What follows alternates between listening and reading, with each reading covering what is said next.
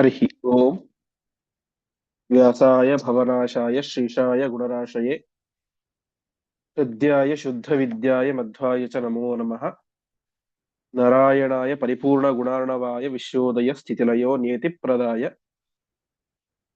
ज्ञानप्रदाय विबुधासुरसौख्यदुःख तत्कारणाय वितताय नमो नमस्ते। श्रीगुरुभ्यो नमः। हरिः ओम्।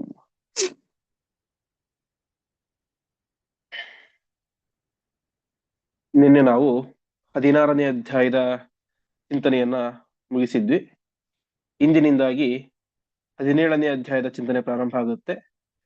ಅದಕ್ಕಿಂತ ಮುಂಚೆ ಯಥಾವತ್ತಾಗಿ 16ನೇ ಅಧ್ಯಾಯದ ಸಮಗ್ರ ತಾತ್ಪರ್ಯವನ್ನು ತಿಳಿಸುವಂತಹ ರಾಯರು ರಚನೆ ಮಾಡಿಕೊಟ್ಟಿರುವಂತಹ ನಿರ್ಣಯ ಭಾವಸಂಗ್ರಹದ ಚಿಂತನೆಯನ್ನು ಮಾಡೋಣ. ಶ್ಲೋಕ ಹೇಳ್ತೀನಿ, ನೀವು ಹೇಳಿ. ಭೂಯಸ್ತ್ವಾಗತಂ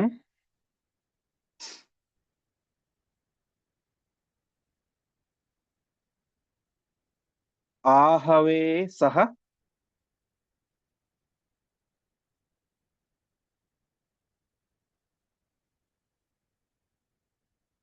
ಜರಾಸಂಧಂ ನೃಪೈರ್ನೀತಯೇ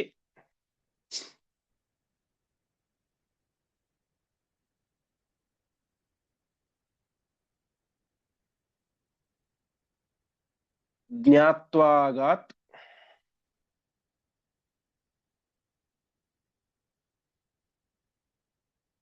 ಸಹಜಾನ್ವಿತೋತಿ ಗಹನಂ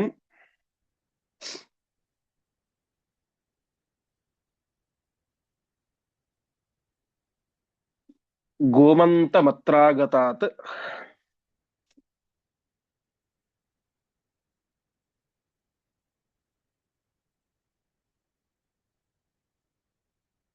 ತಾರ್ಕ್ಷಾಲ್ಲಬ್ಧ ಕಿರೀಟಃ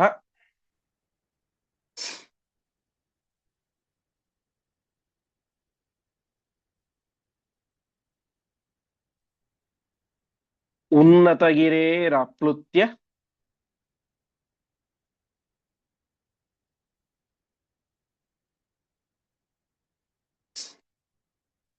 ಜಿತ್ವಾ ರಿಪೂನ್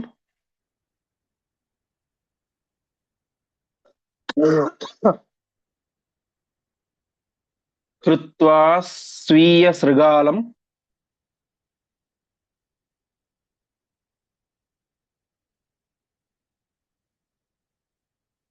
ಆತ್ಮನಗರೀಂ ಪ್ರಾಪ್ತಃ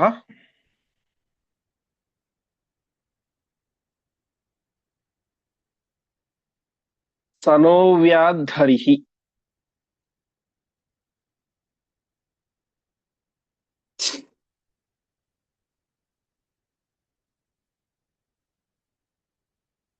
ಭೂಯಸ್ತ್ವಾಗತಮಾಹವೇ ಅಂತ ಅಂದ್ರೆ, ಹಿಂದೆ ಒಂದ್ಸಲ ಜರಾಸಂಧ ಯುದ್ಧಕ್ಕೆ ಬಂದಿದ್ದ, ಈಗ ಮತ್ತೆ ಮತ್ತೆ ಇನ್ನೊಂದ್ಸಲ ರಾಜರೊಟ್ಟಿಗೆ ತಾನು ಯುದ್ಧಕ್ಕೆ ಅಂತ ಬರ್ತಿದ್ದಾನೆ. ಆ ಒಂದು ಸಂದರ್ಭದಲ್ಲಿ ನೀತಯೇ, ಜಗತ್ತಿಗೆ ನೀತಿಯನ್ನು ತೋರಿಸಲಿಕ್ಕೋಸ್ಕರ ಬಲಿಷ್ಠವಾದಂತಹ ಸೈನ್ಯ ಆಕ್ರಮಣ ಮಾಡಿದಾಗ ತನ್ನ ಸೈನ್ಯವನ್ನು ರಕ್ಷಣೆ ಮಾಡಬೇಕು ಅಂತ ರಾಜನಾದವನು ಏನ್ ಮಾಡಬೇಕು, ತಾನು ಆ ಬಲಿಷ್ಠವಾದಂತಹ ಸೈನ್ಯವನ್ನ ದೂರಕ್ಕೆ ಕರೆದುಕೊಂಡು ಹೋಗಿ ಅಲ್ಲಿ ಯುದ್ಧವನ್ನು ಮಾಡಬೇಕು. ಆ ಯುದ್ಧದಿಂದಾಗಿ ತನ್ನ ನಗರಕ್ಕೆ, ತನ್ನ ಸೈನ್ಯಕ್ಕೆ ಹಾನಿಯಾಗಬಾರದು ಎನ್ನುವಂತಹ ನೀತಿಯನ್ನು ತೋರಿಸಲಿಕ್ಕೋಸ್ಕರ ಅತಿಗಹನಂ ಗೋಮಂತ ಮತ್ರಾಗತಾತ್ ಸಹಜಾನ್ವಿತ. ಸಹಜಾನ್ವಿತ ಅಂತಂದ್ರೆ ಅಣ್ಣನೊಂದಿಗೆ ಕೂಡಿಕೊಂಡು ತಾನೇ ಮಾಡಿದ ಗೋಮಂತಕ ಪರ್ವತಕ್ಕೆ ಬಂದ. ಅಲ್ಲಿಗೆ ಬಂದಾಗ ತಾರ್ಕ್ಷಾಲಬ್ಧ ಕಿರೀಟ, ತಾರ್ಕ್ಷ ಅಂದ್ರೆ ಗರುಡ, ಬಲಿಚಕ್ರವರ್ತಿ ಕಿರೀಟವನ್ನು ಅಪಹಾರ ಮಾಡಿಕೊಂಡು ಹೋಗಿದ್ದ. ಆ ಕಿರೀಟವನ್ನ ಗರುಡ ಹೋಗಿ ಬಲಿಯನ್ನು ಸೋಲಿಸಿ ತೆಗೆದುಕೊಂಡು ಬಂದು ಶ್ರೀಕೃಷ್ಣ ಪರಮಾತ್ಮನ ಮೇಲೆ, ತಲೆಯ ಮೇಲೆ ಇಟ್ಟ. ಅವಾಗ ಎಲ್ಲರೂ ಕೂಡ ಬೆಂಕಿಯನ್ನು ಹಚ್ಚಿದ್ರು ಆ ಪರ್ವತಕ್ಕೆ. ಅವಾಗ ಉನ್ನತ ಗಿರೇಹೆ ಆಪ್ಲುತ್ಯ, ಆ ಎತ್ತರವಾದಂತ ಪರ್ವತದಿಂದಾಗಿ ಪರಮಾತ್ಮ ಕೆಳಗಡೆ ಹಾರಿದ, ಎಲ್ಲ ಶತ್ರುಗಳನ್ನು ಕೂಡ ಗೆದ್ದ. ಅದಾದ ಮೇಲೆ ಹತ್ವ ಸ್ವೀಯ ಸೃಗಾಲಂ ಆತ್ಮನಗರೀಂ, ತನ್ನ ಸ್ವೀಯ ಅಂದ್ರೆ ತನ್ನ ಸಂಬಂಧಿಕ ಅಂತಂದ್ರೆ ಅಣ್ಣನೇ ಆಗಬೇಕು, ಅಂತಹ ಸೃಗಾಲ ವಾಸುದೇವನನ್ನ ಪರಮಾತ್ಮ ಕೊಂದು ಪ್ರಾಪ್ತಃ ಆತ್ಮನಗರೀಂ, ತನ್ನ ನಗರಕ್ಕೆ ವಾಪಸ್ ಬಂದ. ಅಂತಹ ಪರಮಾತ್ಮ ನಮ್ಮನ್ನು ಕಾಪಾಡಲಿ ಅಂತ 33 ಶ್ಲೋಕಗಳಲ್ಲಿ ಬಂದಂತಹ ಚಿಂತನೆಯನ್ನು, 16ನೇ ಅಧ್ಯಾಯದ ಚಿಂತನೆಯನ್ನ ರಾಯರು ಒಂದು ಶ್ಲೋಕದಲ್ಲಿ ನಮಗೆ ಸಂಗ್ರಹ ಮಾಡಿ ಕೊಡ್ತಾ ಇದ್ದಾರೆ. ಅದಾದ ಮೇಲೆ ಮುಂದಿನ ಅಧ್ಯಾಯ 17ನೇ ಅಧ್ಯಾಯ. 16ನೇ ಅಧ್ಯಾಯದಲ್ಲಿ ಕೇವಲ 33 ಶ್ಲೋಕ ಇದ್ದರೆ 17ನೇ ಅಧ್ಯಾಯದಲ್ಲಿ ಸುಮಾರು 298 ಶ್ಲೋಕಗಳಿದ್ದಾವೆ. ದೊಡ್ಡ ಅಧ್ಯಾಯ. ಇದಕ್ಕೆ ಹಂಸ ಡಿಭಿಕ ವಧ ಅಂತ ಅಧ್ಯಾಯದ ಹೆಸರು. ಅಂದ್ರೆ ದೈತ್ಯರಾದಂತಹ ಮಹಾದುಷ್ಟರಾದಂತಹ ಹಂಸ ಮತ್ತು ಡಿಭಿಕರನ್ನ ಪರಮಾತ್ಮ ಈ ಅಧ್ಯಾಯದಲ್ಲಿ ಸಂಹಾರ ಮಾಡ್ತಾನೆ. ಹಾಗಾಗಿ ಇದಕ್ಕೆ ಹಂಸ ಡಿಭಿಕ ವಧ ಎಂಬುದಾಗಿ ಹೆಸರು. ಮೊದಲ ಶ್ಲೋಕ. ಗತೇಥ ಚೇದಿಪೆ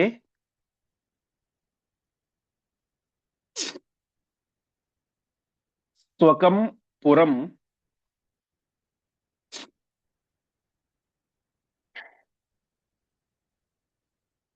ಜನಾರ್ದನೋ ಶೃಣೋತ್.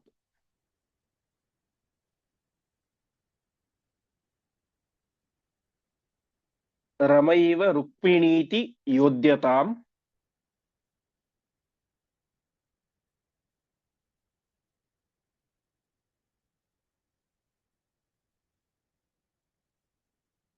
ಸ್ವಯಂವರಾಯತಂ ತಾಂ.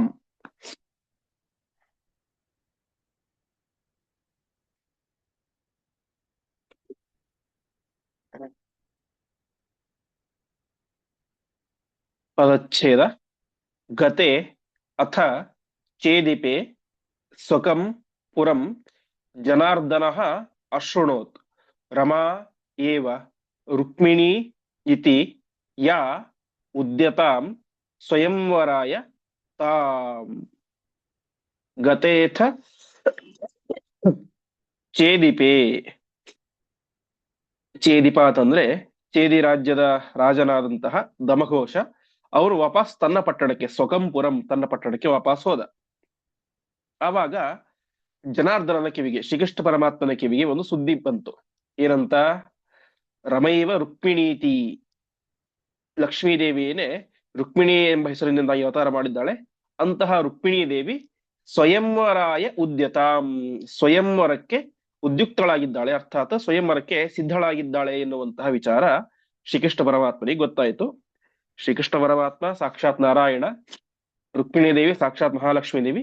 ಅಂತಹ ರುಕ್ಮಿಣಿ ದೇವಿಯ ಸ್ವಯಂವರಕ್ಕೆ ಸಿದ್ಧತೆಗಳು ನಡೆದಿದ್ದಾವೆ ಎನ್ನುವಂತಹ ವಿಚಾರ ಅಲ್ಲಿ ಶ್ರೀಕೃಷ್ಣ ಪರಮಾತ್ಮನ ಕಿವಿಗೆ ಗೂಢಚಾರರ ಮೂಲಕ ಬೀಳುತ್ತೆ. ಮುಂದೆ ಸರುಕ್ಮಿ ನಾಮಕೋಗ್ರಜ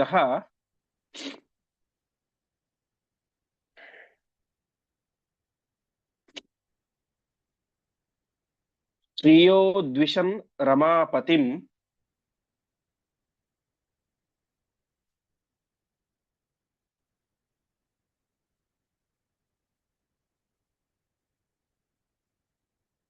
ಹರೇಃ ಪ್ರದಾತು ಮುದ್ಯತಾನ್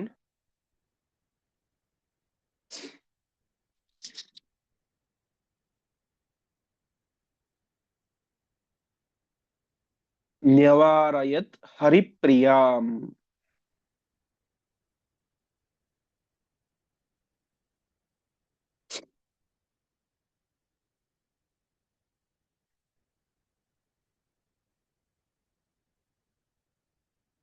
ಪದಚ್ಛೇದ. ಸಹ ರುಕ್ಮಿನಾಮಕಃ ಅಗ್ರಜಃ ಶ್ರಿಯಃ ದ್ವಿಷನ್ ರಮಾಪತಿಂ ಹರೇಃ ಪ್ರದಾತುಂ ಉದ್ಯತಾನ್ ನ್ಯವಾರಯತ್ ಹರಿಪ್ರಿಯಾಂ. ಹಾಗಾದ್ರೆ ಸಹಜವಾಗಿಯೇ ರುಕ್ಮಿಣಿ ದೇವಿಗೆ ಸ್ವಯಂವರಕ್ಕೆ ಇಷ್ಟ ಇತ್ತ ಅಂತ ಕೇಳಿದ್ರೆ ಅದಕ್ಕೆ ಹೇಳ್ತಾ ಇದ್ದಾರೆ, ಇಲ್ಲ, ರುಕ್ಮಿಯ ಒಂದು ಹಠದಿಂದಾಗಿ ಅಲ್ಲಿ ಸ್ವಯಂವರ ನಡೆದಿತ್ತು ಎಂಬುದಾಗಿ ಹೇಳ್ತಾ ಇದ್ದಾರೆ. ಸ ರುಕ್ಮಿನಾಮಕಃ ಅಗ್ರಜಃ. ಆ ರುಕ್ಮಿಣಿ ದೇವಿಗೆ ಒಬ್ಬ ಅಗ್ರಜ ಅಣ್ಣ ಇದ್ದ. ಹೆಸರೇನು? ರುಕ್ಮಿ ಅಂತ. ಅವರೇನಾಗಿದ್ದ?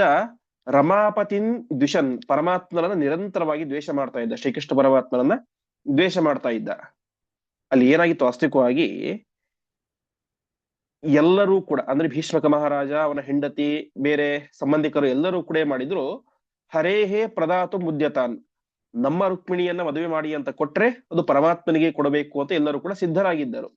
ಆದರೆ ಈ ರುಕ್ಮಿಯೇ ಮಾಡಿದ ನ್ಯವಾರಯತ್, ಅವರೆಲ್ಲರನ್ನು ಕೂಡ ತಡಿತಾ ಇದ್ದಾರೆ.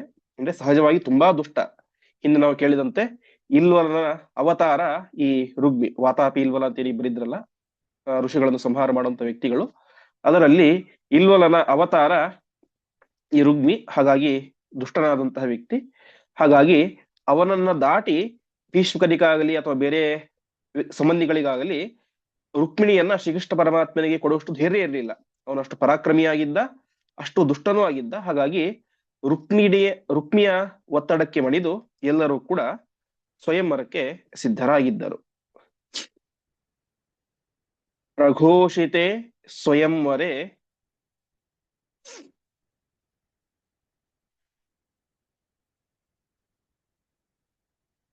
ಅಥ ತೇನ ಮಾಗಧಾದಯಃ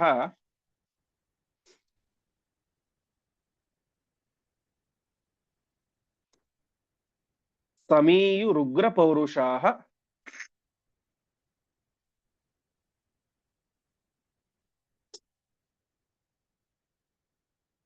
ಸಸಾಲ್ವ ಪೌಂಡ್ರ ಚೇದಿಪಾಃ.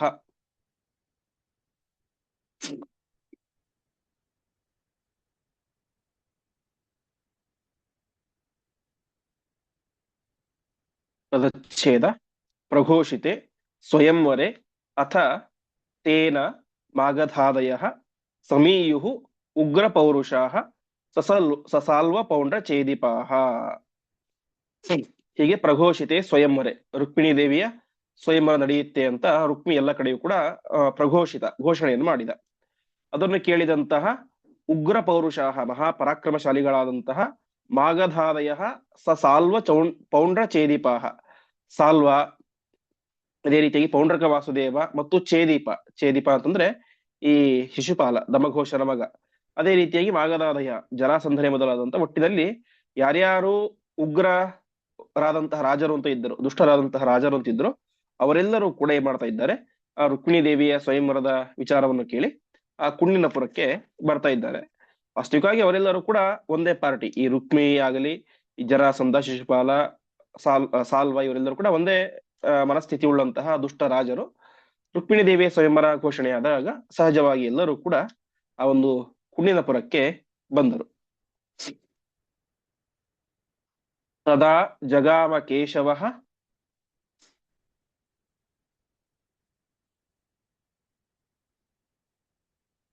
ಜವೇನ ಕುಂಡಿನಂಪುರಂ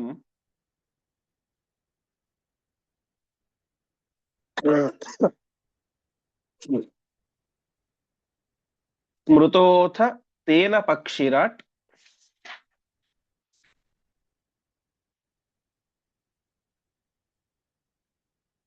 ಸಮಾಜಗಾಮ ಕೇಶವಂ.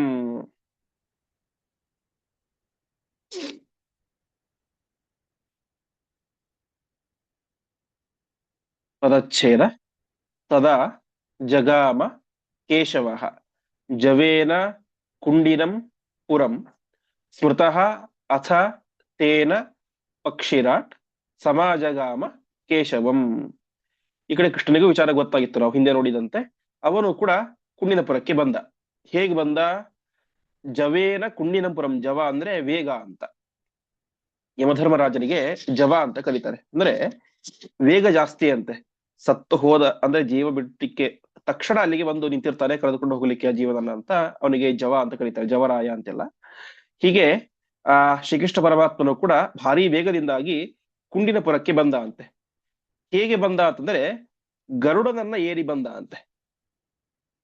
ಹಿಂದೆ ನಾವು ಕೇಳಿದ್ವಿ, ಬಲಿಚಕ್ರವರ್ತಿಯ ಕಿರೀಟವನ್ನ, ಅಂದ್ರೆ ಬಲಿಚಕ್ರವರ್ತಿ ಅಪಹಾರ ಮಾಡಿಕೊಂಡು ಹೋದಂತಹ ಕಿರೀಟವನ್ನ ಗರುಡ ತೆಗೆದುಕೊಂಡು ಬಂದು ಪರಮಾತ್ಮನಿಗೆ ಕೊಟ್ಟ. ಆವಾಗ ಪರಮಾತ್ಮ ಹೇಳ್ತಾನೆ, ಆಯ್ತು ನೀನು ಹೋಗು, ಸ್ಮೃತೋಥ ಆಗಚ್ಚ ಅಂತ. ನಾನು ಯಾವಾಗ ನಿನ್ನನ್ನು ಸ್ಮರಣೆ ಮಾಡ್ತೇನೆ ತಕ್ಷಣವೇ ನನ್ನ ಮುಂದೆ ಇರಬೇಕು. ಸ್ಮೃತಃ ಆಗಚ್ಚೇತ್ಯವ ವಿಸರ್ಜಿತೋ ಮುನ ಅಂತ.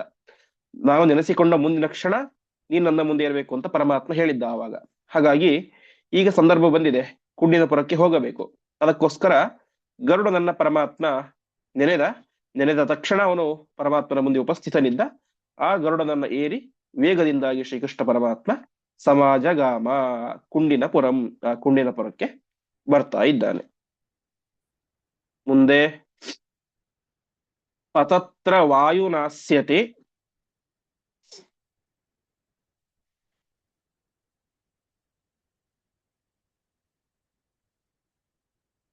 ನರೇಶ್ವರಾಃ ಪ್ರಪಾತಿತಾಃ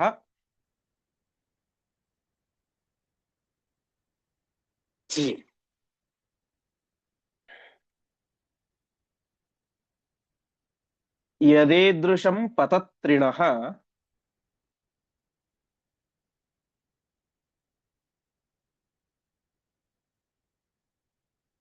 ಬಲಂ ಹರೇಃ ಕಿಮುಚ್ಯತೆ.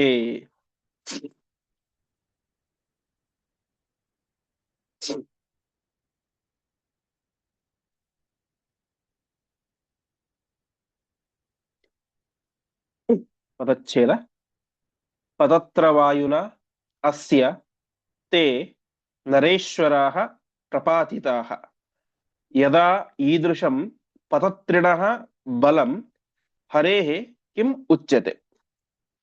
ಆ ಗರುಡನ ಸಾಮರ್ಥ್ಯ ಯಾವ ರೀತಿ ಇತ್ತು ಅಂತಂದ್ರೆ, ಪತತ್ರ ವಾಯುನ, ಆ ಗರುಡನ ಪತತ್ರದ ಗಾಳಿಯಿಂದ, ಪತತ್ರ ಅಂದ್ರೆ ರೆಕ್ಕೆ, ಜೋರಾಗಿ ರೆಕ್ಕೆ ಬೀಸ್ತಾ ಅಲ್ಲಿಗೆ ಬಂದ ತಕ್ಷಣ ಅವನ ರೆಕ್ಕೆ ಗಾಳಿಗೆ ಏನಾಯ್ತು, ದೊಡ್ಡ ದೊಡ್ಡ ಆಸನದಲ್ಲಿ ಕುಳಿತಿದ್ದಂತಹ ನರೇಶ್ವರಾಹ ಪ್ರಪಾದಿತಾಹ, ಎಲ್ಲ ರಾಜ ಮಹಾರಾಜರು ಕೂಡ ಬಿದ್ದೆ ಹೋಗ್ಬಿಟ್ರು ಅಂತೆ. ಅಷ್ಟು ಸಾಮರ್ಥ್ಯ ಆ ಯಾವ ಗರುಡನ ರೆಕ್ಕೆಗಳಿಗಿತ್ತು.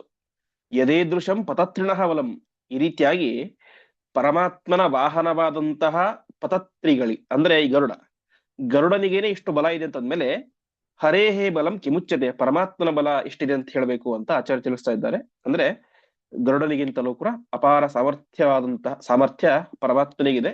ಹೀಗೆ ಪರಮಾತ್ಮನದ ವಾಹನದ ಗಾಳಿಗೇನೆ ಎಲ್ಲ ರಾಜ ಮಹಾರಾಜರುಗಳು ಕೂಡ, ಜರಾಸಂಧ ಮುಂದಾದಂತಹ ಮಹಾ ಪರಾಕ್ರಮಶಾಲಿಗಳಾದಂತಹ ರಾಜ ಮಹಾರಾಜರುಗಳು ಕೂಡ ಕೇವಲ ಗರುಡನ ರೆಕ್ಕೆಯ ಗಾಳಿಗೆ ತಾವು ಅಲ್ಲಿ ಬಿದ್ದು ಹೋದ್ರು. ಮುಂದೆ ಕಿಮತ್ರ ನಃ ಕೃತಂ ಭವೇತ್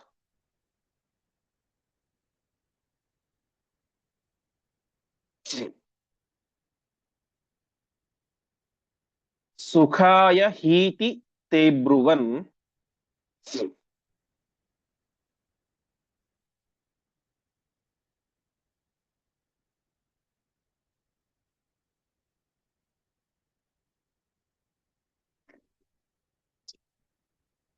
ಅಥಾಬ್ರವೀತ್ ಜರಾಸುತೋ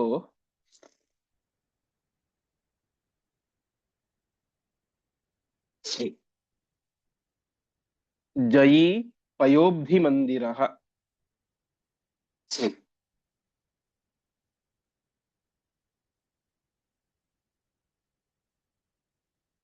ಕಿಲೈಷ ಪಕ್ಷಿವಾಹನಃ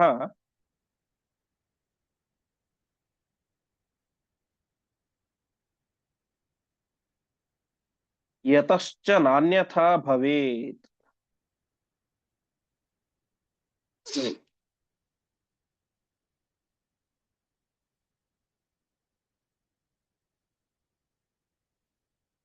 ಜಿತಾ ವಯಂ ಚ ಸರ್ವಶಃ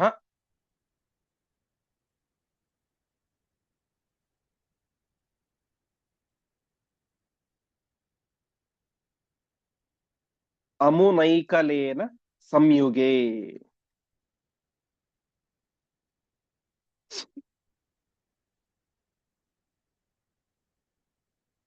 ಪದಚ್ಛೇದ. ಕಿಂ ಅತ್ರ ನಃ ಕೃತಂ ಭವೇತ್ ಸುಖಾಯ ಹಿ ಇತಿ ತೇ ಅಬ್ರುವನ್ ಅಥ ಅಬ್ರವೀತ್ ಜರಾಸುತಃ ಜಯೀ ಪಯೋಬ್ಧಿಮಂದಿರಃ ಕಿಲ ಏಷಃ ಪಕ್ಷಿವಾಹನಃ ಯತಃ ಚ ನ ಅನ್ಯಥಾ ಭವೇತ್ ಜಿತಾಃ ವಯಂ ಚ ಸರ್ವಶಃ ಅಮುನಾ ಏಕಲೇನ ಸಂಯುಗೇ. ಗರುಡ ಬಂದ, ಅವನ ರೆಕ್ಕೆಗಳಿಗೆ ಎಲ್ಲರೂ ಕೂಡ ಬಿದ್ದು ಬಿಟ್ರು. ಕೊನೆಗೆ ಎಲ್ಲರೂ ಕೂಡ ಸೇರಿಕೊಂಡು, ಅರ್ಥಾತ್ ಎಲ್ಲ ದುಷ್ಟರಿದ್ರಲ್ಲ ಅವರೆಲ್ಲ ಸೇರಿಕೊಂಡು ಒಂದು ಸಭೆಯನ್ನ ಮಾಡ್ತಾ ಇದ್ದಾರೆ ಅಂತೆ. ಆವಾಗ ಎಲ್ಲರೂ ಕೂಡ ಹೇಳ್ತಾ ಇದ್ದಾರೆ, ಕಿಮತ್ರ ನಕೃತಂ ಭವೇತ್ ಸುಖಾಯ, ಈಗ ನಾವು ಏನ್ ಮಾಡಿದ್ರೆ ನಮಗೆ ಒಳ್ಳೇದಾಗುತ್ತೆ, ಸುಖ ಆಗುತ್ತೆ ಅಂತ. ಈ ರೀತಿಯಾಗಿ ಅಂದ್ರೆ ಒಟ್ಟಿನಲ್ಲಿ ಈ ರುಕ್ಮಿಣಿಯ ಒಂದು ಸ್ವಯಂವರ ಸಾಂಗೋಪಾಂಗವಾಗಿ ನಡೆಯಬೇಕು. ಯಾಕಂದ್ರೆ ಕೃಷ್ಣ ಬಂದ್ಬಿಟ್ಟಿದ್ದಾನೆ. ಕೃಷ್ಣ ಬಂದಿದ್ದಾನೆ ಅಂದ್ರೆ ಏನೋ ಒಂದು ಅವನು ಮಾಡೇ ಮಾಡ್ತಾನೆ. ಹಾಗಾಗಿ ನಮಗ್ ಒಳ್ಳೇದಾಗ್ಬೇಕು ಅಂದ್ರೆ ಕಿಮತ್ತ ನಹ ಕೃತಂ, ನಾವು ಏನ್ ಮಾಡ್ಬೇಕು ಎಂಬುದಾಗಿ ಎಲ್ಲರೂ ಕೂಡ ಆಲೋಚನೆ ಮಾಡ್ತಾ ಇದ್ದಾರೆ. ಪರಸ್ಪರವಾಗಿ ಒಬ್ಬರೊಬ್ಬರು ಮಾತಾಡ್ತಾ ಇದ್ದಾರೆ. ಆ ಸಂದರ್ಭದಲ್ಲಿ ಅವರೆಲ್ಲರಿಗೂ ಕೂಡ ಒಂದು ರೀತಿಯಾಗಿ ಹಿರಿಯಣ್ಣನ ಸ್ಥಾನದಲ್ಲಿ ಇರುವಂತಹ ಜರಾಸುತಃ ಜರಾಸಂಧ ಹೇಳ್ತಾ ಇದ್ದಾನೆ, ಈ ಬಂದಂತಹ ಕೃಷ್ಣ ಏನಿದ್ದಾನಲ್ಲ ಇವನು ಪಯೋಬ್ಧಿ ಮಂದಿರ ಜಯಿ, ಇವನು ಯಾವಾಗಲೂ ಕೂಡ ಯುದ್ಧದಲ್ಲಿ ಗೆಲ್ತಾನೆ ಇದ್ದಾನೆ. ಶ್ರೀಕೃಷ್ಣ ಯುದ್ಧದಲ್ಲಿ ಸೋತಿದ್ದು ಅಂತ ಒಮ್ಮೆಯೂ ಕೂಡ ಇತಿಹಾಸದಲ್ಲಿ ಇಲ್ಲವೇ ಇಲ್ಲ. ಹಾಗಾಗಿ ಇವನೇನಾಗಿರ್ಬೇಕು, ಪಯೋಬ್ಧಿ ಮಂದಿರ ಕಿಲ, ಕ್ಷೀರ ಸಮುದ್ರ ವಾಸಿ ಆಗಿರಬೇಕು. ನೋಡಿ, ಅವರೆಲ್ಲ ದೈತ್ಯರಾಗಿದ್ದರೂ ಕೂಡ ಅವರಿಗೆ ಕೆಲವೊಮ್ಮೆ ಈ ರೀತಿಯಾದ ಬುದ್ಧಿ ಬರ್ತಾ ಇತ್ತು. ಇಷ್ಟು ಪರಾಕ್ರಮ ಇದೆ ಅಂತಂದ್ರೆ ಶ್ರೀಕೃಷ್ಣ ಪರಮಾತ್ಮನೇ ಆಗಿರಬೇಕು. ಕ್ಷೀರ ಸಮುದ್ರ, ಪಯೋಬ್ಧಿ ಅಂತಂದ್ರೆ ಕ್ಷೀರ ಸಮುದ್ರ, ಅರ್ಥಾತ್ ಇವನು ಪರಮಾತ್ಮನೇ ಆಗಿರ್ಬೇಕು. ಕಿಲೈಷ ಪಕ್ಷಿ ವಾಹನ, ಯಾಕೆ ಅಂತಂದ್ರೆ ಇವರು ಪಕ್ಷಿ ವಾಹನನಾಗಿದ್ದಾರೆ, ಗರುಡ ವಾಹನನಾಗಿದ್ದಾರೆ. ನಾವು ಪುರಾಣಗಳಲ್ಲಿ ನೋಡಿದಾಗೆಲ್ಲ ಗರುಡ ವಾಹನ ಅಂತಂದ್ರೆ ಯಾರು, ಪರಮಾತ್ಮನೊಬ್ಬನೇ. ಹಾಗಾಗಿ ಈ ಶ್ರೀಕೃಷ್ಣನು ಕೂಡ ಗರುಡನ ಮೇಲೆ ಬರ್ತಾ ಇದ್ದಾನೆ. ಹಾಗಾಗಿ ಏನಾಗಿರ್ಬೇಕು, ಇವನು ಪರಮಾತ್ಮನೇ ಆಗಿರಬೇಕು, ಕ್ಷೀರ ಸಮುದ್ರ ವಾಸಿಯೇ ಆಗಿರ್ಬೇಕು. ಯತಶ್ಚನ ಅನ್ಯಥಾ ಭವೇತ್, ಒಂದು ವೇಳೆ ಅನ್ಯಥಾ ಇವನು ಪರಮಾತ್ಮ ಆಗಿಲ್ಲದೆ ಹೋಗಿದ್ರೆ ಗರುಡನ ಮೇಲೆ ಬರ್ಲಿಕ್ಕೆ ಸಾಧ್ಯ ಇಲ್ಲ. ಗರುಡನ ಮೇಲೆ ಬಂದಿದ್ದಾನೆ, ಆ ಗರುಡನಿಗೆ ಅಷ್ಟು ಪರಾಕ್ರಮ ಇದೆ ಅಂತಂದ್ರೆ ಇವನೇನಾಗಿರ್ಬೇಕು, ಶ್ರೀಕೃಷ್ಣ ಪರಮಾತ್ಮನೇ ಆಗಿರಬೇಕು, ವಿಷ್ಣುವೇ ಆಗಿರಬೇಕು, ಶ್ರೀಹರಿಯೇ ಆಗಿರಬೇಕು.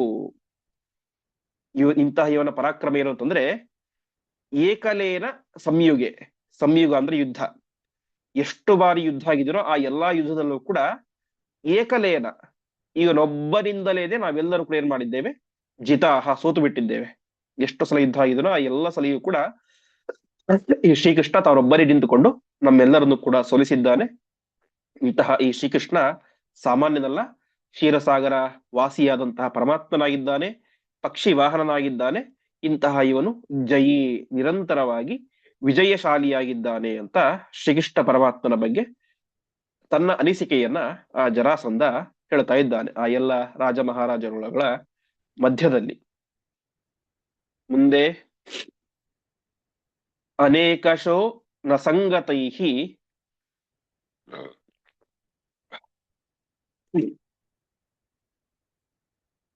ಜಿತಃ ಕದಾಚಿದೇಶಹಿ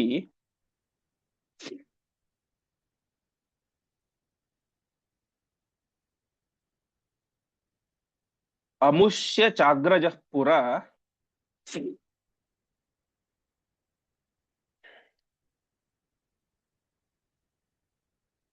ನಿಹಂತು ಮುದ್ಯತೋ ಹಿಮಾಂ.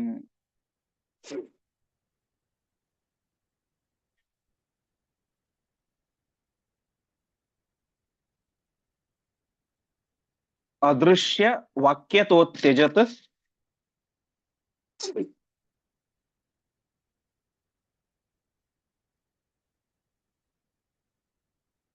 ಪ್ರತಾಡನಾತ್ ಸುಪೀಡಿತಂ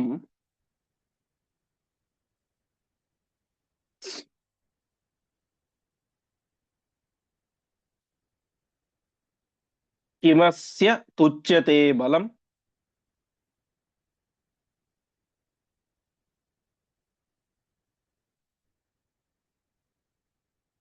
ವಯಂ ತೃಣೋಪಮಾಃ ಕೃತಾಃ.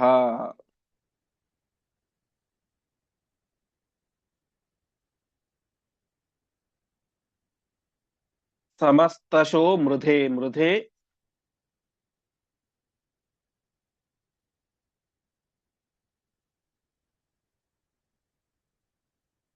ಹಿ ಏನ ಚಾಕ್ಷತೇನ ಹಿ.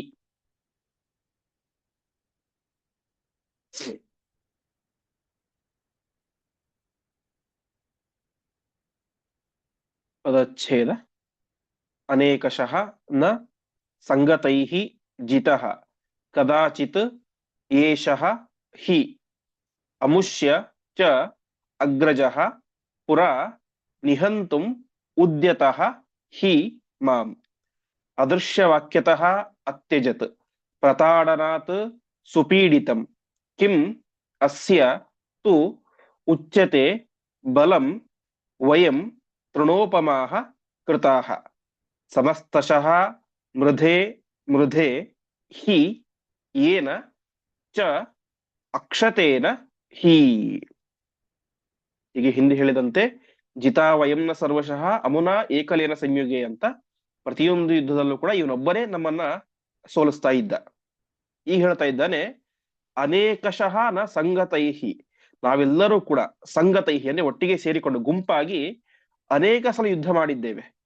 ಅನೇಕ ಸಲ ಯುದ್ಧ ಮಾಡಿದರೂ ಕೂಡ ಕದಾಚಿತ್ ಒಮ್ಮೆಯೂ ಕೂಡ ನಾವೇ ಮಾಡಲಿಲ್ಲ, ಇವನನ್ನ ಗೆಲ್ಲಲಿಕ್ಕೆ ಆಗಲಿಲ್ಲ.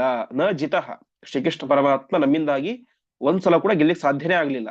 ಎಲ್ಲರೂ ಸೇರಿಕೊಂಡು ಯುದ್ಧ ಮಾಡಿದರೂ ಕೂಡ ಒಮ್ಮೆಯೂ ಶ್ರೀಕೃಷ್ಣನನ್ನ ಗೆಲ್ಲಲಿಕ್ಕೆ ಸಾಧ್ಯ ಆಗಲಿಲ್ಲ, ಹೊರತಾಗಿ ಅವನು ಒಬ್ಬನೇನೆ ನಮ್ಮೆಲ್ಲರನ್ನು ಕೂಡ ಸೋಲಿಸ್ತಾ ಇದ್ದ. ಇವನು ಮಾತ್ರ ಅಲ್ಲ, ಅಮುಷ್ಯಚ ಅಗ್ರಜಃ, ಇವನ ಅಣ್ಣ ಒಬ್ಬ ಇದ್ದಾನೆ ಬಲರಾಮ ಅಂತ, ಅವನು ಕೂಡ ಹಿಂದೆ ಏನಾಗಿತ್ತು, ಮಾಂ ನಿಹಂತು ಮುದ್ಯತಃ, ನನ್ನನ್ನು ಕೊಲ್ಲಲಿಕ್ಕೆ ಅಂತ ಉದ್ಯತನಾಗಿದ್ದ, ರೆಡಿಯಾಗ್ಬಿಟ್ಟಿದ್ದ. ಆದರೆ ಅದೃಶ್ಯ ವಾಕ್ಯತಃ, ಅಲ್ಲೊಂದು ಅಶರೀರವಾಣಿ ಆಯಿತು, ನನ್ನನ್ನು ಕೊಲ್ಲಬೇಡ ಅಂತ. ಅದರಿಂದಾಗಿ ಅವನೇ ಮಾಡಿದ, ನನ್ನನ್ನು ಬಿಟ್ಟು ಬಿಟ್ಟ. ಇಲ್ದೆ ಹೋಗಿದ್ರೆ ನಾನು ಯಾವತ್ತೋ ಸಾಯ್ಬೇಕಾಗಿತ್ತು. ಹೀಗೆ ಪ್ರತಾಡನಾಥ್ ಸುಪೀಡಿತಂ, ನನ್ನನ್ನ ಸಾಯಿಸಲಿಲ್ಲ ಅಷ್ಟೇ, ಆದ್ರೆ ಏನ್ ಮಾಡಿದ, ಪ್ರತಾಡನಾಥ್, ಚೆನ್ನಾಗಿ ಹೊಡೆದು ನನ್ನನ್ನ ಸುಪೀಡಿತ, ತುಂಬಾ ನೋವನ್ನು ಅನುಭವಿಸುವಂತೆ ಮಾಡಿಬಿಟ್ಟ ಆ ಯಾವ ಬಲರಾಮ. ಹೀಗೆ ಬಲರಾಮನ ಪರಾಕ್ರಮವೇನೆ ಈ ರೀತಿಯಾಗಿರ್ಬೇಕಾದ್ರೆ, ಅಶರೀರವಾಣಿ ಆಯ್ತು ಅಂತ ಬಿಟ್ಟ ಅಷ್ಟೇ, ಇಲ್ಲದೆ ಹೋಗಿದ್ರೆ ನನ್ನ ಕಥೆನೇ ಬೇರೆ ಇರ್ತಾ ಇತ್ತು. ಕಿವಸ್ಯ ತುಚ್ಯತೆ ಬಲಂ, ಇನ್ನು ಈ ಶ್ರೀಕೃಷ್ಣ ಪರಮಾತ್ಮನ ಪರಾಕ್ರಮನ ಬಗ್ಗೆ ನಾನು ಏನ್ ಹೇಳಬೇಕು, ಕಿಂ ಉಚ್ಯತೆ, ಏನ್ ಹೇಳಬೇಕು, ಮಹಾಪರಾಕ್ರಮಶಾಲಿ ಈ ಶ್ರೀಕೃಷ್ಣ. ಇವನ ಮುಂದೆ ನಾವೆಲ್ಲರೂ ಕೂಡ ಹೇಗೆ ತೃಣೋಪಮಾಹ ಕೃತಾಹ, ಹುಲ್ಲು ಕಡ್ಡಿಗೆ ಸಮಾನ. ಈ ಶ್ರೀಕೃಷ್ಣ ಬಲರಾಮರ ಮುಂದೆ ನಮ್ಮ ಪರಾಕ್ರಮ ಏನೂ ಅಲ್ಲ, ನಾವೆಲ್ಲರೂ ಕೂಡ ಇವನ ಮುಂದೆ ಹುಲ್ಲು ಕಡ್ಡಿಗೆ ಸಮಾನರಾದಂಥವರು. ಯಾಕೆ ಅಂತಂದ್ರೆ ಸಮಸ್ತಶೋ ಮೃಧೇ ಮೃದೇಹಿ ಏನ ಚಾಕ್ಷತೇನ ಹಿ ಅಂತ, ಪ್ರತಿಯೊಂದು ಮೃಧ ಅಂದ್ರೆ ಯುದ್ಧ ಅಂತ, ಪ್ರತಿಯೊಂದು ಯುದ್ಧದಲ್ಲಿ ಅನೇಕ ಸಲ ಯುದ್ಧ ಆಗಿದೆ, ಆ ಪ್ರತಿಯೊಂದು ಯುದ್ಧದಲ್ಲೂ ಕೂಡ ಪರಮಾತ್ಮನಿಗೆ ಮಾತ್ರ ಅಕ್ಷತ, ಶತ ಅಂದ್ರೆ ಗಾಯ, ಅಕ್ಷತ ಅಂತಂದ್ರೆ ಸಣ್ಣ ಗಾಯವಾಗ್ಲಿಲ್ಲ, ನೋವಾಗ್ಲಿಲ್ಲ, ಏನೂ ಕೂಡ ಆಗ್ಲಿಲ್ಲ. ನಾವು ಮಾತ್ರ ಹುಲ್ಲು ಕಡ್ಡಿಯಂತೆ ಅವನ ಮುಂದೆ ಸೋತು ಸುಣ್ಣವಾಗಿ ಬಂದ್ಬಿಟ್ಟಿದ್ವಿ. ಹೀಗೆ ಇಂತಹ ಶ್ರೀಕೃಷ್ಣ ಏನಾಗಿದ್ದಾನೆ, ಪರಮಾತ್ಮನಾಗಿದ್ದಾನೆ, ಕ್ಷೀರಸಾಗರ ಶಾಹಿ ಆಗಿದ್ದಾನೆ, ಗರುಡ ವಾಹನನಾಗಿದ್ದಾನೆ ಅಂತ ಜರಾಸಂಧ ಶ್ರೀಕೃಷ್ಣ ಪರಮಾತ್ಮನ ಬಗ್ಗೆ ಎಲ್ಲ ರಾಜ ಮಹಾರಾಜರುಗಳ ಒಂದು ಸಭೆಯಲ್ಲಿ ಮಾತನಾಡ್ತಾ ಇದ್ದಾನೆ. ಮುಂದೆ ಕಿಮತ್ರ ಕುರ್ವತಾಂ ಸುಖಂ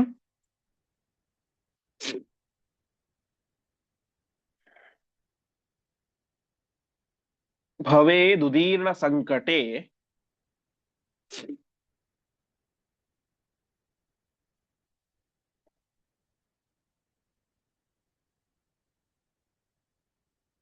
ಇತಿ ಬ್ರುವನ್ ಅವಾಂಗ್ಮುಖಂ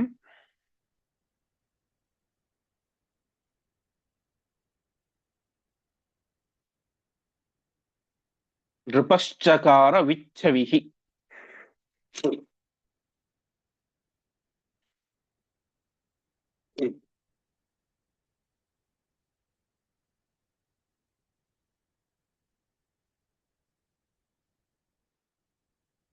ಪದಚ್ಛೇದ ಕಿಂ ಅತ್ರ ಕುರ್ವತಾಂ ಸುಖಂ ಭವೇತ್ ಉದೀರ್ಣ ಸಂಕಟೆ ಇತಿ ಬ್ರುವನ್ ಅವಾಗ್ಮುಖಂ ನೃಪಃ ಚಕಾರ ವಿಚ್ಛವಿಹಿ. ಹೀಗೆ ನಮಗೇನಾಗಿದೆ, ಉದೀರ್ಣ ಸಂಕಟ, ದೊಡ್ಡ ಕಷ್ಟ ಬಂದು ಒದಗಿಬಿಟ್ಟಿದೆ. ಯುದ್ಧದಲ್ಲಿಯೂ ನಮಗೆ ಗೆಲ್ಲಿಕ್ ಸಾಧ್ಯ ಇಲ್ಲ. ಈಗ ಸ್ವಯಂವರ ಬಂದಿದೆ, ಸ್ವಯಂವರಕ್ಕೂ ಕಷ್ಟ ಬಂದುಬಿಟ್ಟಿದ್ದಾನೆ, ಇನ್ನು ನಾವು ಗೆಲ್ಲಿಕ್ ಸಾಧ್ಯ ಇಲ್ಲ ರುಕ್ಮಿಣಿಯನ್ನ. ಹಾಗಾಗಿ ನಮಗೆ ದೊಡ್ಡ ಸಂಕಟ ಜೀವನದಲ್ಲಿ ಬಂದು ಬಿಟ್ಟಿದೆ. ನಾವು ಏನ್ ಮಾಡ್ಲಿಕ್ಕೆ ಅಂತ ಹೊರಟ್ರು ಕೂಡ ಅದಕ್ಕೆ ಶ್ರೀಕೃಷ್ಣ ಅಡ್ಡಗಾಲನ್ನು ಹಾಕ್ತಾ ಇದ್ದಾನೆ. ಹಾಗಾಗಿ ನಾವ್ ಏನ್ ಮಾಡಿದ್ರೆ ಕಿಂ ಕುರ್ವತಾಂ ಸುಖಂ ಭವೇತ್, ಏನ್ ಮಾಡಿದ್ರೆ ಒಳ್ಳೇದಾಗುತ್ತೆ, ಹಾಗದನ್ನ ಎಲ್ಲರೂ ಕೂಡ ತಿಳಿಸಿ ಅಂತ ಸಭೆಯಲ್ಲಿ ಆ ಒಂದು ವಿಚಾರವನ್ನ ಜರಾಸಂಧ ತಾನು ಎಲ್ಲರ ಪ್ರತಿನಿಧಿಯಾಗಿ ಅದನ್ನ ಪ್ರಸ್ತುತಪಡಿಸಿದ. ಹೀಗೆ ಹೇಳಿತಾನೆ ಮಾಡಿದ. ವಿಚ್ಛವಿಹಿ, ಜರಾಸಂಧನ ಮುಖದಲ್ಲಿ ಕಳೆನೇ ಇರ್ಲಿಲ್ಲಂತೆ, ಮುಖ ಬಾಡಿ ಹೋಗ್ಬಿಟ್ಟಿತ್ತು. ಅನೇಕ ಸಲ ಯುದ್ಧದಲ್ಲಿ ಸೋತು ಬಿಟ್ಟಿದ್ದಾರೆ, ಜೊತೆಗೆ ಇಲ್ಲಿ ಏನೋ ರುಕ್ಮಿಣಿಯನ್ನ ಪಡೆದುಕೊಳ್ಳೋಣ, ಅಟ್ಲೀಸ್ಟ್ ನಮ್ಮ ಪಕ್ಷದವ್ರಿಗೆ ಯಾರಿಗಾದ್ರೂ ಕೊಡೋಣ ಅಂತ ಅನ್ಕೊಂಡ್ರು ಕೂಡ ಇಲ್ಲಿ ಕೃಷ್ಣ ಬಂದು ಬಿಟ್ಟಿದ್ದಾನೆ. ಹಾಗಾಗಿ ಅವನ ಮುಖದಲ್ಲಿ ಕಾಂತಿಯೇ ಇರ್ಲಿಲ್ಲ ಅಂತೆ. ವಿಚ್ಛವಿಹಿ, ಛವಿ ಅಂದ್ರೆ ಕಾಂತಿ, ವಿಚ್ಛವಿ ಅಂತಂದ್ರೆ ಕಾಂತಿ ಇಲ್ಲದೆ ಇರುವುದು ಅಂತ. ಈ ರೀತಿಯಾಗಿ ಆ ರಾಜ ಯಾವ ಜರಾಸಂಧ ಏನ್ ಮಾಡಿದ, ಅವಾಂಗ್ಮುಖಂ, ತನ್ನ ತಲೆಯನ್ನೇ ತಗ್ಗಿಸಿ ಬಿಟ್ಟ. ಆ ಎಲ್ಲ ದುಷ್ಟಕೂಟದ ಒಡೆಯನಾಗಿ ಯಾವಾಗಲೂ ಕೂಡ ಮೆರಿತಾ ಇದ್ದಂತಹ ಜರಾಸಂಧ ಶ್ರೀಕೃಷ್ಣ ಪರಮಾತ್ಮನ ಪರಾಕ್ರಮಕ್ಕೆ ಹೆದರಿ ತಾನು ತಲೆಯನ್ನೇ ತಗ್ಗಿಸಿ ಬಿಟ್ಟ. ಈ ರೀತಿಯಾಗಿ ಆ ಒಂದು ಸಭೆಯಲ್ಲಿ ಮಾತುಕತೆ ಆಯಿತು. ಮತ್ತೆ ಮುಂದೆ ಆ ಮಾತುಕತೆ ಎಂಬುದು ಮುಂದುವರಿಯುತ್ತೆ. ಇಲ್ಲಿ ಏನ್ ಹೇಳಿದ್ರು ಎನ್ನುವಂತ ವಿಚಾರವನ್ನ ಮತ್ತೆ ನಾವು ನಾಳೆಯ ಪಾಠದಲ್ಲಿ ನೋಡೋಣ ಎಂಬುದಾಗಿ ಹೇಳ್ತಾ ಇಂದಿನ ಪಾಠವನ್ನ ಶ್ರೀಕೃಷ್ಣಾರ್ಪಣಮಸ್ತು.